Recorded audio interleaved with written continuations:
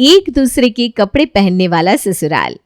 ये कहानी शुरू होती है चिल्ड्रंस पार्क से, जहां रोज की तरह जूली और अमन आइसक्रीम खा रहे थे।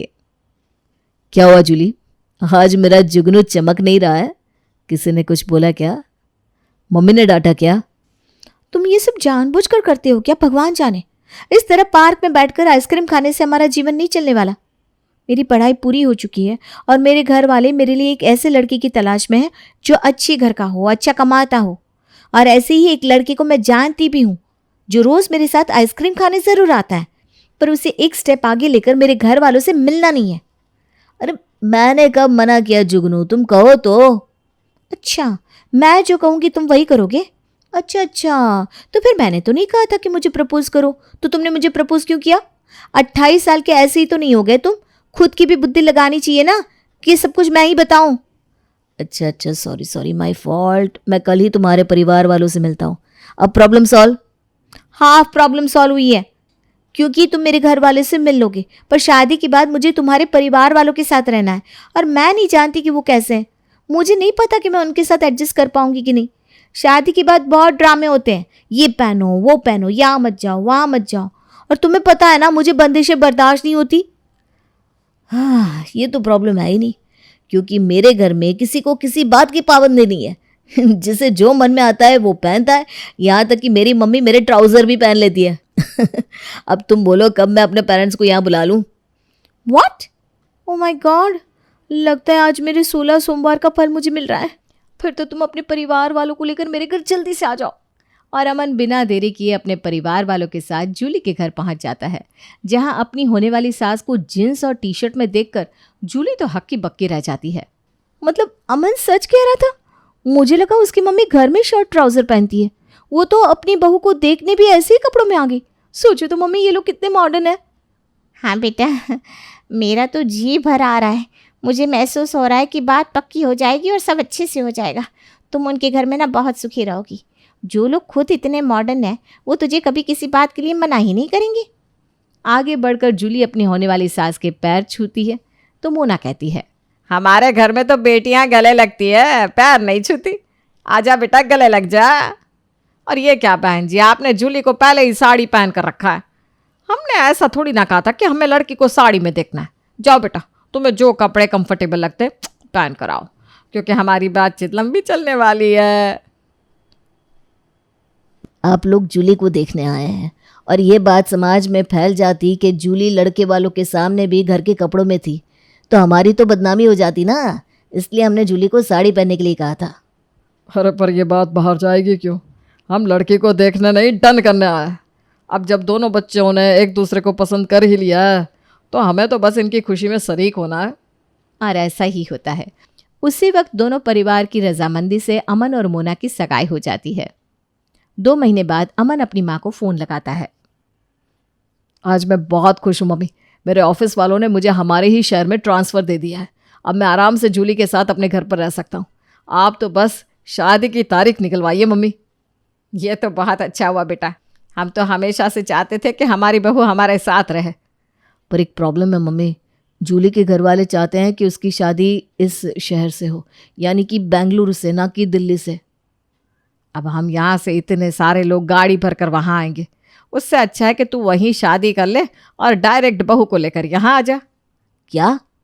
और नहीं तो क्या, हमने तो बहू को देख ही लिया है, उसके परिवार वालों से भी मिल लिया है। अरे तू कर लेना शादी, हमें कोई एतराज़ नहीं है। बैंड बाजे के साथ अमन बारात लेकर जूली के दरवाजे पर पहुंच जाता है और जूली को अपनी दुल्हन बनाकर अपने घर और अपने शहर दिल्ली ले आता है। दरवाजे पर निकिता अपनी भाभी की आरती करने के लिए आती है। बाकी सब तो ठीक है, पर ऐसे कपड़ों में घर की नई बहू का स्वागत कौन करता है? आज के दिन के लिए कम से कम दीदी को नए कपड़े ले लेने चाहिए थे ना। मॉडर्न होना अपनी जगह पर है, पर शादी ब्याह में जीन्स टी शर्ट। अरे भाभी, कहाँ किन ख्यालों में खो गई आप? अभी कमरे में जाने में वक्त है। अरे नहीं दीदी, मैं तो आपको देख रही थी, कितनी सुंदर दिख रही हैं आप। मांगे हुए कपड़ों में ना मैं हमेशा सुंदर ही लगती हूँ भाभी। सारी रस्मों के बाद जूली अमन के साथ अपने कमरे में चली जाती है और अनपैकिंग करना शुरू करती है। और कितनी देर इंतजार करवाओगी जुगनू? ये निकम्मा बैग खुले तब तो अमन, इसी में मेरे कपड़े रखे हुए हैं। अब इस भारी लहंगे में तो मैं सो नहीं सकती। ओहो हो बेबी, बस इतनी सी प्रॉब्लम, तो मेरे कपड़े पहन लो ना। तुम्हारे कपड़े अजीब नहीं लगेंगे मेरे ऊपर? हमारा साइज़ कहाँ सेम है? हमारे घर में हम सब ऐसे ही कपड़े लेते हैं जो 2 साइज़ के लोग पहन सकें। तुम फिक्र मत करो, तुम्हें मेरे कपड़े परफेक्ट आएंगे। और बिल्कुल ऐसा ही होता है। जूली को अमन के कपड़े बिल्कुल सही आते हैं और वो उन्हीं कपड़ों में सो जाती है। अगली सुबह घर की नई बहू की तरह जूली साड़ी पहनती है, गहने पहनती है और सज धज कर अपने कमरे से बाहर आती है। ऐसे कपड़े पहनती हो क्या तुम बेटा? क्यों पापा जी? नहीं मतलब बहुत हैवी हैवी नहीं लगता? देख हमारी नैन्सी को, ये तो कभी शॉर्ट्स या ट्राउज़र के अलावा कुछ पहनती ही नहीं। तभी अपने कमरे से निकलकर मोना बाहर आती है और उसने वही कपड़े पहन रखे थे जो पिछली रात सौरव ने पहने थे। मम्मी जी ने तो वही कपड़े पहन रखे हैं जो मेरे गृह प्रवेश के वक्त पापा जी ने पहन रखे थे। ये क्या बात हुई? बिल्कुल सही कह रहे हैं तेरे पापा जी बेटा। ये साड़ी सूट को छोड़े न जाने कितने ज़माने हो गए मुझे। पहले मैं भी ना बड़े शौक से रोज़ नई नई साड़ियाँ पहनती थी। और जब मैडम नई साड़ियाँ पहनेगी तो साथ में उसके मैचिंग की चूड़ियाँ और बलिया तो लाने के लिए कहेंगी मुझसे। इनके श्रृंगार के पीछे जेब खाली हो जाती थी मेरी। पर उस वक्त मुझे ये समझ में कहाँ आता था। फिर समझ में आया क्या फ़ायदा इतनी बड़ी साड़ी पहनने का, उसे धो फिर सुखाओ फिर समेटो। और साड़ी को समेटना भी ना खुद में एक बहुत ही जिम्मेदारी वाला काम है। पहले तो काम भी बहुत होता है, अभी के जैसा तो था नहीं। मेरे साथ ना मेरी जेठानी भी रहती थी। मैं उनसे कहती थी साड़ी का एक छोरा पकड़ने के लिए, ताकि साड़ी समेटने में आसानी हो। पर उन्हें जलन ही इतनी थी कि वो मेरी इस काम में बिल्कुल मदद नहीं करती थी।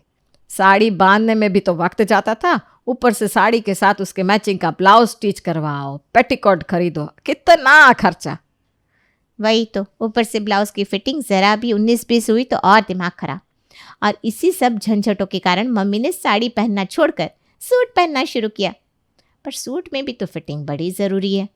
और फिर मम्मी ने सूट पहनना भी छोड़ दिया और हमारी तरह ऐसे ही कपड़े पहनने लगी। वो तो अपनी अपनी पसंद की बात है ना मम्मी जी।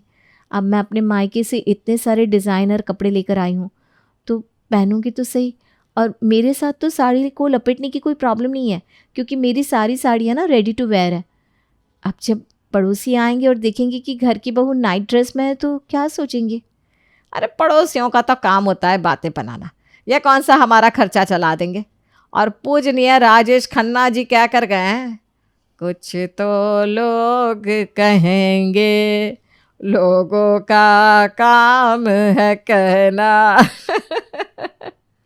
जूली को अपने ससुराल वालों की बातें कुछ समझ में नहीं आती। वो रसोई में जाती है और नाश्ते की तैयारी करती हुई अपनी माँ को कॉल लगाती है। मैं तो अपनी ननद को देखकर हैरान थी मम्मी। एक तो शादी में कोई पहुंचा नहीं और जब मैं यहाँ आई तो मेरी ननद टी शर्ट पैंट में थी। घर पर भाई भाभी आ रहे हैं यही सोचकर कपड़े बदल लेती, पर नहीं, ऊपर से आज मेरी सास ने वही टी शर्ट और पैंट पहना था जो कल पापा जी ने पहना था। तेरी सास अपने पति के कपड़े पहनकर कमरे से निकली थी, पड़ोसी के पति के कपड़े पहनकर नहीं। और तुझे क्या मतलब इन बातों से? कोई कुछ भी पहने, तो खुद उनकी लाइफ में रोक टोक करना चाह रही है। अब फिर वो लोग अगर तेरी लाइफ में रोक टोक करेंगे तो तुझे अच्छा लगेगा क्या? हाँ, तेरा जो फ़र्ज़ है वो कर और खुद जी और दूसरों को जीने दे। किसी ने सही कहा है, घर पर बैठे लोगों के दिमाग में ना फिजूल की 10 बातें आती है। मैं तो कहती हूँ तू कल से ऑफिस ज्वाइन कर ले। ठीक है मम्मी। जूली सभी को नाश्ता बनाकर खिलाती है, घर में साफ सफाई करती है और इसी में दोपहर हो जाती है। एक भी कपड़ा ऐसा नहीं है जिसे देखकर कहा जा सके कि इस घर में औरतें भी रहती हैं। अगर मॉडर्न कपड़े पहनने ही हैं मम्मी जी को तो कम से कम अपने लिए गर्लिश प्रिंट के कपड़े तो ले ले। जूली छत पर जाकर कपड़े सुखाती है। कुछ देर बाद उसके घर की बेल बजती है। दरवाजे पर होती है सुषमा। अच्छा तो ये ब्लाउज़ तुम्हारा था? वही मैं सोचूं इस घर में ऐसे कपड़े कौन पहनने लगा। ये ब्लाउज़ ना बेटा कल उड़कर मेरी छत पर आ गया था, इसे लेकर मैं इधर उधर हर जगह घूम रही थी। पर ये कपड़ा तुम्हारे घर का होगा मुझे नहीं लगा था। ऐसा क्यों आंटी जी? अरे बेटा, जो लोग शुक्रवार की फेरी में जाकर कपड़े लूटते हो उनके घर से इतने अच्छी क्वालिटी का कपड़ा मिल सकता है भला? पैसे बचाने के चक्कर में तेरी सास और ननद लड़कों के कपड़े पहनकर बैठ जाती हैं। भाई साहब ठीक है, वो खुद के लिए अच्छे कपड़े खरीदते हैं, पर बहन जी उनके कपड़े पहन लेती है। 4 दिन में एक बार कपड़े धोते हैं ये लोग। ये क्या कह रही हैं आप आंटी जी? सो अनहाइजीनिक, छी। और नहीं तो क्या, पैसे बचाने के कारण ही तो उसने शादी यहाँ नहीं करवाई। यहाँ शादी हुई तो उसे तुझे सोना चढ़ाना पड़ता। ऊपर से जिनके घर में शादियों में मोना खा कर आई है उन्हें भी तो शादी में बुलाना पड़ता। पर देखा इसकी होशियारी, अमन की शादी वहीं करवा दी और सीधा तुझे यहाँ बुला लिया। ये सब सुनकर जूली का सर ही चकरा जाता है। हे भगवान, कहाँ फंस गई मैं। अब समझ में आ रहा है क्यों पहले के ज़माने में लोग लड़के के परिवार वालों के बारे में छानबीन करते थे। ये लोग तो बड़े कंजूस निकले। जिसे मैं मॉडर्नाइजेशन समझ रही थी वो तो कंजूस ही निकला। जूली अगले दिन ही ऑफिस ज्वाइन कर लेती है ताकि उसका दिमाग घर के इस मैटर में लगे ही ना।